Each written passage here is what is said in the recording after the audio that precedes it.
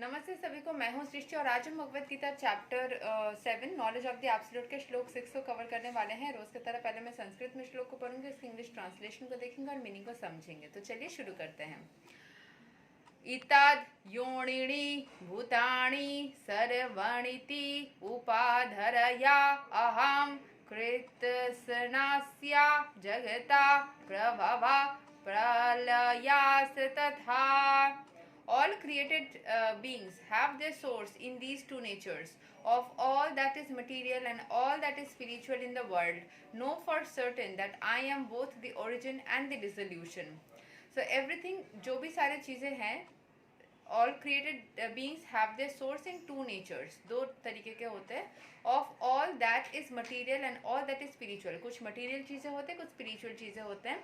Know for certain that I am both the origin and the dissolution. भगवान बोल रहे कि वही मतलब वही सोर्स है, मतलब ओरिजिन है, उनसे ही सब कुछ बनता है, उन तक ही सब कुछ जाके खत्म हो जाता है. उनकी एनर्जी से ही वही सोर्स एनर्जी है, वही डिस्ट्रक्शन की एनर्जी है. सो यहाँ के एक्सप्लेनेशन को समझ लेते हैं. Everything that exists in a product of matter and spirit. Spirit is the basic field of creation and matter is created by spirit. Spirit is not created at a certain stage of material development. Rather, this material world is manifested on the basis of spiritual energy. This material body is developed because spirit is present within matter. तो ये material world बनी ही हुई है क्योंकि matter के अंदर, material world के अंदर spiritual energy है. Spiritual energy के बिना कुछ भी नई चीज़ें बन सकती है.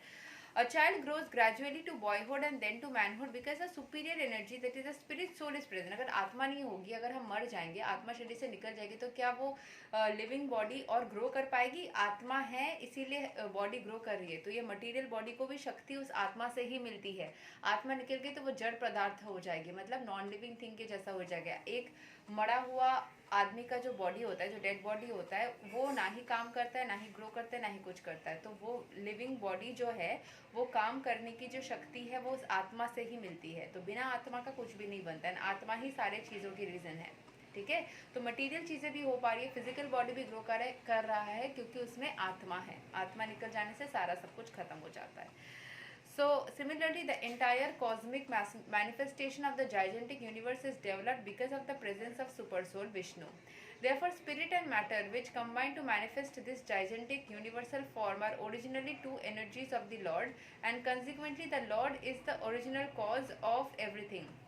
A fragmental part and parcel of the Lord, namely the living entity, may be the cause of big skyscraper, a big factory, or even a big city, but he cannot be the cause of the big universe. मतलब जो भी एक छोटा सा fragment है वो sky scraper बना सकता है. फैक्ट्री कंपैरेटिव स्टडी है कि छोटा एक बिल्डिंग बना सकते हैं, बड़ा सा स्काई स्क्रैपर बना सकते हैं, एक शहर के बहुत सारी चीज़ें बना सकते हैं, पर पूरी यूनिवर्स को हम नहीं बना सकते हैं ना. So the cause of the big universe is the big soul और the super soul, and Krishna the supreme is the cause of both the big and the small souls. तो जो भगवान है वो छोटे छोटे आत्मा से लेके बड़े बड़े आत्मा, मतलब जितने भी सारे आत्माएं हैं, जितनी भी सारी शक्तियां हैं, सारे सब कुछ भगवान से ही जनरेट हो रही है. Therefore, he is the original cause of all causes. This is confirmed in the Katha Upanishad. Nityo Nityanam Chetanas Chetananam. ठीक है. तो भगवान ही सारे चीज़ों की उत्पत्ति है, वही सब चीज़ों के डिसोल्यूशन है, मतलब डिस्ट्रक्शन है. उनसे ही शुरू है, उन पे ही अंत है. तो यही तक था श्लोक number 6 of Bhagavad Gita chapter 7. अगले वीडियो में हम श्लोक 7 को कवर करेंगे. यहाँ के श्लोक थोड़े से लंबे लंबे हैं, बड़े बड़े हैं, डिस्क्रिप्टिव है. मतलब जितने भी श्लोक से मैंने पहले आप लोगों को बताया था ना कि यहाँ पे इस चैप्टर में 30 ही श्लोक से 30 श्लोक से, बट हर एक श्लोक ना काफ़ी डिस्क्रिप्टिव है, काफ़ी बड़े हैं, इलेबोरेटेड है. तो अगले वीडियो में हम श्लोक 7 को कवर करेंगे. तब तक के लिए हरे कृष्ण, राधे राधे, जय श्री राम.